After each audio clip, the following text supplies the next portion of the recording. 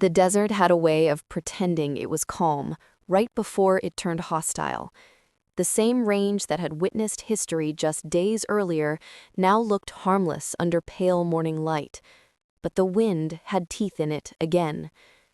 The temperature crawled upward fast. Mirage shimmered like heat ghosts rising from the ground. And deep beneath the surface of the base, politics moved faster than any storm. By now, everyone knew something was wrong.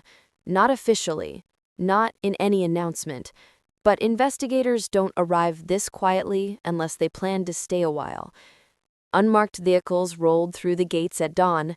Men in civilian jackets with military posture stepped into offices without saluting. Files disappeared from secure cabinets. Systems went temporarily offline for maintenance. The kind of maintenance that rewrites careers. Mara kept training. She ran the perimeter trail at first light, boots striking gravel in a steady rhythm that matched her breathing. She fired drills alone after dark, when the range was empty. She slept lightly, always aware that attention could be as dangerous as any enemy. Operators whispered now when she passed, not with mockery anymore, with curiosity and something close to respect. Respect was new, and it made her uneasy. The first real pressure hit 3 days after the investigation went federal. A junior officer approached her in the armory, voice low. "Ma'am, Oversight wants a recreation. Full conditions, same distance, same equipment class. They want to see if your shot was repeatable." Mara didn't answer immediately. A repeat shot at 4,000 meters under controlled observation wasn't a test of skill. It was a trap of optics. Because repeats create expectations, and expectations create headlines, and headlines attract enemies with clean hands and dirty influence. "Scheduled when?" "Tomorrow at 0700. She nodded. "I'll be there." That night, the wind picked up hard. A dust storm rolled in from the west, sand slamming into metal like hail. Visibility dropped to nothing. Hangar lights disappeared behind brown curtains of moving earth. The range was shut down for safety. And yet the storm cleared just before dawn. Too clean, too convenient. By 0630, observation crews were already in place. Recording equipment lined the ridge. Data analysts set up behind reinforced glass. This wasn't a quiet military evaluation anymore. This was a controlled spectacle. And Mara could feel eyes on her that had nothing to do with ballistics. She lay down behind the rifle as the storm's last breath faded into distance. Wind conditions were unstable, mirage heavy. On paper, it was a terrible day to shoot. That didn't stop command from proceeding. "Shooter ready?" the rangemaster asked. "Ready." Inside the observation shelter, men in suits had watched her through layers of glass and influence. Not all of them wanted her to succeed. Some wanted to measure her. Others wanted to break the myth before it hardened into fact.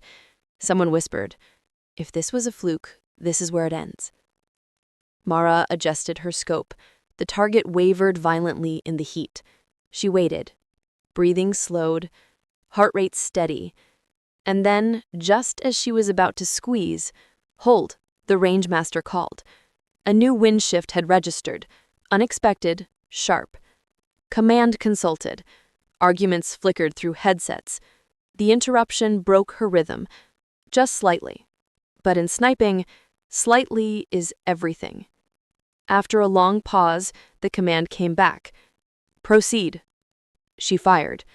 The round streaked out over the desert in a path no human could see. The wait felt longer than the first time. Longer because now everyone expected the miracle. The steel rang, but not center. High left. A hit. A valid hit. But not perfect. Murmurs erupted instantly in the observation shelter. "See? Not repeatable. Statistical anomaly." The words came fast, quiet, dangerous. Mara cleared her weapon and stood. Her face showed nothing, but inside, a familiar feeling returned, the same one she'd lived with for years.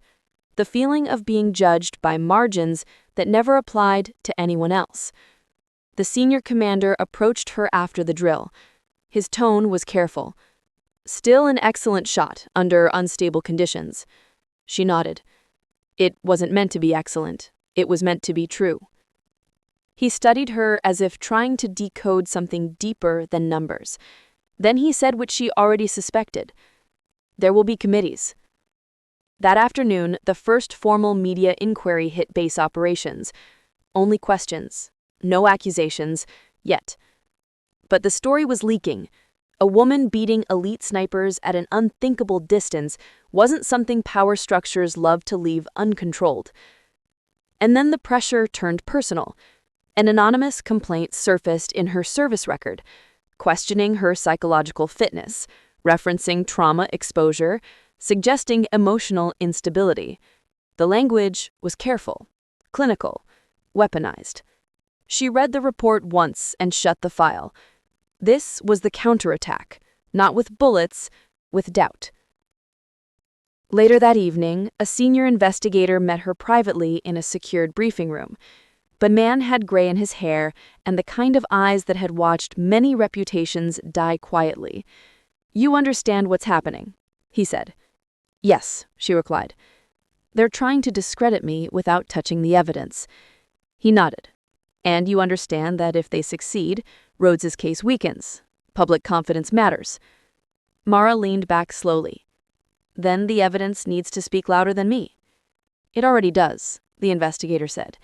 "But institutions protect themselves before they protect truth. Always have." Outside, the desert darkened as the sun slipped behind distant ridges. Mara walked the perimeter fence again that night, boots sinking into cooling sand. For the first time since the original shot, she felt something shift inside her. The revenge she thought she wanted was no longer enough. Now she wanted exposure, because quiet justice could still be buried, and buried things have a way of resurfacing in the worst ways. Across the states, Captain Rhodes was undergoing parallel pressure inside a secure review facility. His legal counsel urged silence. His allies dwindled with every sealed testimony. The confidence that once carried him into any room had faded into calculation. He spent his nights replaying one moment in his head. Not the mission, not the failure. The woman on the range, calm, silent, unmoving.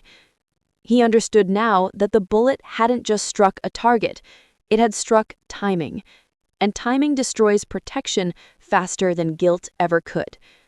Back at base, Command issued a new order just before midnight. A joint demonstration would be conducted, public-facing, live feed verification. No second takes, no weather postponements. Mara would shoot again, under watch of both military leadership and civilian oversight. This one would not be quiet. This one would go on record. When the message reached Mara, she read it twice. Then she inhaled slowly. They were done trying to contain her. Now they were going to test her in front of the world. And in that moment, the desert didn't feel like neutral ground anymore. It felt like a stage. By sunrise, the base no longer belonged only to soldiers. Satellite trucks lined the outer perimeter. Civilian technicians in pressed shirts moved awkwardly among armed guards. Temporary antennas rose from the sand like metal skeletons. This was no longer a classified range. It was now a controlled window into the military machine, and every movement was being converted into data for people who had never bled for it. The demonstration had become public, not fully, names blurred, faces restricted, but the story was already leaking through defense circles in fragments sharp enough to cut. A mystery operator, a record distance, a disgraced sniper under federal review. Oversight wanted proof this wasn't myth, and power wanted a narrative it could control. Mara woke before the call to assemble. She sat on the edge of her bunk in the half-dark and wrapped fresh tape around her fingers with slow precision. She didn't stretch. She didn't pray. She simply breathed the way she always had before missions where certainty didn't exist. Certainty was a luxury she had buried with her brother. On the transport ride to the range, silence ruled the cabin. The same officers who once barely acknowledged her now studied her like a variable that might rewrite outcomes they had never planned to touch. She kept her eyes forward, watching the horizon roll by in pale gold and shadow. The range itself felt wrong, too clean, too organized, too exposed. Observation platforms stacked with suits and stars, recording drones hovered at controlled distances. Long-range cameras tracked every inch of the firing line. This wasn't just about a bullet anymore. This was optics, authority, and control. The senior commander pulled her aside before she took position. There would be no delays for weather, no reshoots. This would go out exactly as it happened. She answered calmly that truth didn't need editing. He warned what a miss would do. She reminded him what a hit already had. He stepped back without another word. Across the country, inside a secured review facility with no windows, Captain Rhodes watched the live feed projected on a gray wall. Armed guards stood nearby. His legal counsel stayed silent. This was not a trial. This was demonstration. His entire defense hung on the belief that perfection under pressure was impossible. And now, the woman he once dismissed was about to challenge that belief in front of the world. On the firing line, the desert was restless. Wind skidded unpredictably across open ground. Mirage distortion twisted the target into something unreal. 4,000 meters again. The same madness, the same margin of error measured in heartbeats. Mara lay down behind the rifle. Green lights appeared one by one. Live feed established, recording active, all data channels locked. The rangemaster asked if the shooter was ready. Mara answered with one word: ready. Inside the observation shelter, analysts leaned forward. Politics faded. This was no longer theater. This was measurement. Numbers versus physics. Human control versus chaos. When the wind shifted hard right at long range, some suggested aborting. Oversight refused. This was what the public would see. Behind the glass, nobody noticed when Mara closed her eyes for a moment. Not to visualize the shot, only to shut out everything except breath and distance. At 4,000 meters, the target might as well have been on another planet. Bullet drop curved like something stolen from space. Wind drift was no longer a suggestion. It was a negotiation. She adjusted. Not fast, not nervously. Each movement carried intention. The rifle settled into her shoulder like it belonged there. The desert fell quiet inside her. Drones vanished. Voices disappeared. Only numbers remained. In that silence, memories surfaced. Not the battlefield, her brother's laugh from childhood, rusted bikes, scraped knees, loud joy before war taught them silence. She exhaled slowly. Pressure built. The trigger gave way. The shot broke and tore across the desert with invisible violence. On the screens, the bullet's path appeared like a ghostly prediction line calculated in real time. 5 seconds passed. Then 6. Then 7. Rhodes leaned forward despite himself. The steel rang. Dead center. Perfect. For one suspended moment, the world forgot how to move. Then the range exploded with sound. Voices collided. Commands overlapped. Data screens screamed confirmation after confirmation. The numbers aligned without mercy. This wasn't luck. This wasn't repetition. This was dominance. Mara cleared the chamber and stayed in position until ceasefire was called. She rose slowly, as if surfacing from deep water. Applause tried to form behind the glass, but died beneath discipline. This was still a military base. Even so, shock could not be hidden. Across the country, Rhodes slumped back in his chair. The final pillar of his defense had collapsed. The idea that perfection under pressure was impossible had died in real time. The woman he once dismissed had done it twice, live. The oversight director quietly admitted that control was gone. The commander answered that it never existed. By evening, the first footage leaked to restricted defense networks, then to secured media partners, then to the edges of the public internet. Not her face, not her name, only the shot and the distance, 4,000 meters. The world responded the way it always does to impossible things, with disbelief first, then obsession. Mara returned to her barracks long after sunset. The base buzzed with restrained electricity. Operators whispered. Officers avoided her eyes. Quiet would never return to her life. She understood that now. For years, she had hunted truth in silence. Now, truth was loud. In a secure facility hundreds of miles away, a federal prosecutor watched the footage twice, then quietly issued the order to move forward on Rhodes. The charges were prepared: negligent homicide, falsification of reports, dereliction under fire. His legend was no longer cracking. It was collapsing.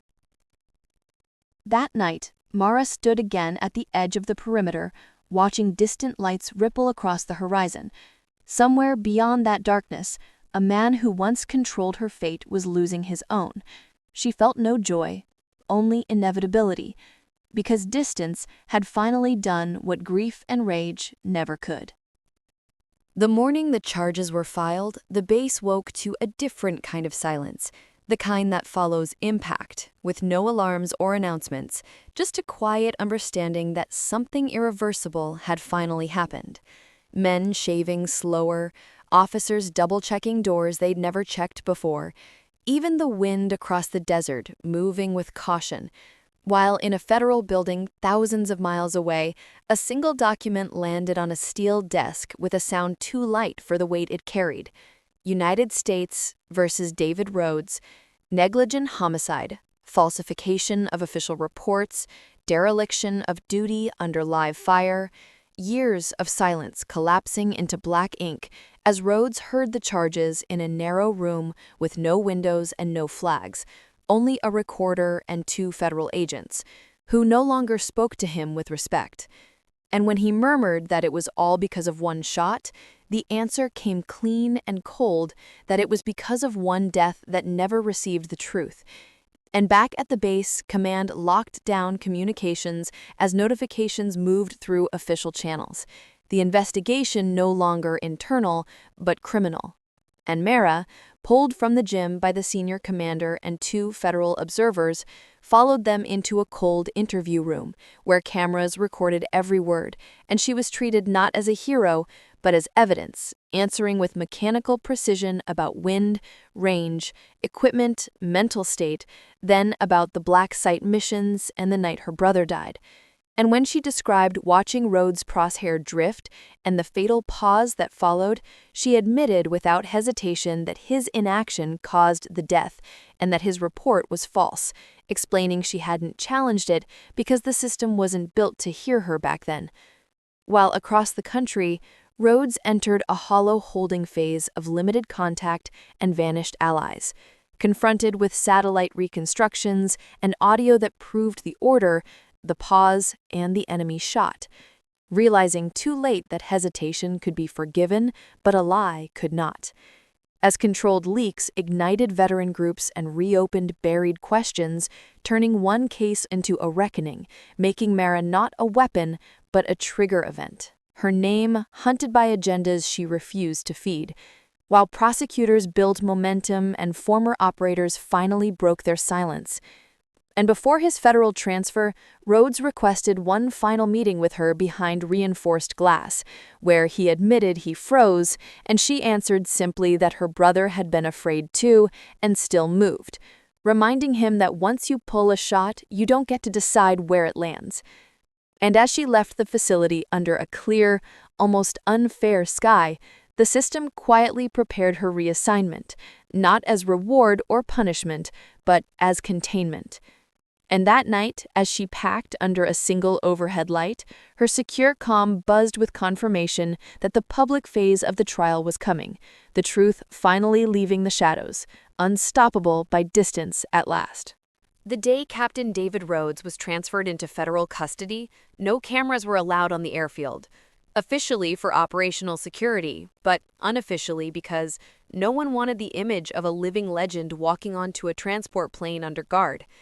Yet, even without footage, the news traveled too fast to control, circulating through secure media as a decorated sniper charged in connection with a fatal extraction failure, with neither Mara's name nor her brother's spoken, but everyone in uniform knowing exactly what case it meant, the myth cracking in real time, as the hero who once moved like currency through elite units and closed-door briefings was now defined by a single word: defendant.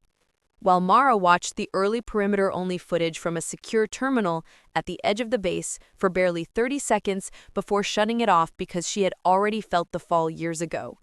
And inside the prosecutor's war room, the strategy shifted from investigation to presentation, as sealed evidence became courtroom truth with satellite overlays, ballistic reconstructions, audio from the extraction night, and chain of command logs all pointing to the same moment that could no longer be defended. The hesitation, reframed not as accident, but as pattern, as 3 more former operators broke silence with sealed affidavits describing similar delays and rewritten reports, loyalty dissolving under weight of truth until the judge denied the defense's emergency suppression request, and for the first time, Rhodes' composure visibly fractured, public opinion splitting between witch hunt and long overdue justice, while the internet began hunting the identity of the ghost sniper. And 2 weeks before trial, the defense tried to undermine Mara through a psychological evaluation, only for an independent federal psychologist to certify her memory and emotional regulation as fully reliable, closing that door completely. As Rhodes counted nights in a quiet holding unit where even his daughter would only ask if he had lied. And in the following weeks, sealed reports were declassified, the names of the fallen finally spoken aloud, families briefed at last, some breaking, some going silent forever, until one mother quietly thanked Mara for not letting them disappear. And on the eve of the public trial phase, the media restrictions lifted, press conferences filled with questions, procedures offered instead of outrage. Barricades rose around the courthouse, and while Rhodes prepared for the sound of the courtroom doors closing behind him, Mara sat alone at a secure staging site with her deployment bag beside her, as her comm unit confirmed she would testify in open court, the truth no longer hiding behind distance, no longer seeking revenge or fame, only demanding a voice at last. The courthouse was fortified in a way that made the desert base look like a playground. Armed guards at every entrance, layered metal detectors, reinforced checkpoints. Reporters and photographers pressed against barricades outside while the world waited to watch a story buried for years finally rise to the surface. And inside, Mara arrived early in plain military attire with no medals and no display, her hair tied back tight, carrying the weight of discipline and grief into every step, as if her rifle were still beside her in spirit. Then Rhodes was brought in under federal guard with the same straight-backed posture from every old leadership photo, only now it looked brittle, stripped of armor, and neither of them looked at the other as the judge called the room to order and read the charges of negligent homicide, falsification of reports, and dereliction of duty under live fire, each phrase landing heavier than any round ever fired, especially for the family sitting in silence with years of unanswered pain in their eyes. And when Mara was called to the stand, she walked forward with a calm that crushed the whispers instantly as attorneys moved through mission logs, distances, wind data, and timelines, while she answered with cold precision, no anger, no drama, only facts stacked one upon another. Until the critical questions came, and she said without hesitation that she saw the crosshair drift, she heard the enemy fire, she acted, and her brother did not survive because the shot was not taken, and the later reports tried to erase that truth. Every word striking the room with surgical force as the defense tried to shake her with stress tests and psychological angles that had already been dismantled by verified evaluations and sealed evidence. And when the prosecution laid out satellite overlays, audio logs, and witness testimony, The picture was undeniable, while Rhodes sat in silence, staring at the floor as hours passed into deliberation and outside the world speculated. Until at last the verdict came back guilty on all counts, and the words echoed through the room as his shoulders finally collapsed under consequence. And Mara in the back showed no triumph, no relief, only a brief closing of her eyes because the verdict did not bring her brother back, it only restored balance.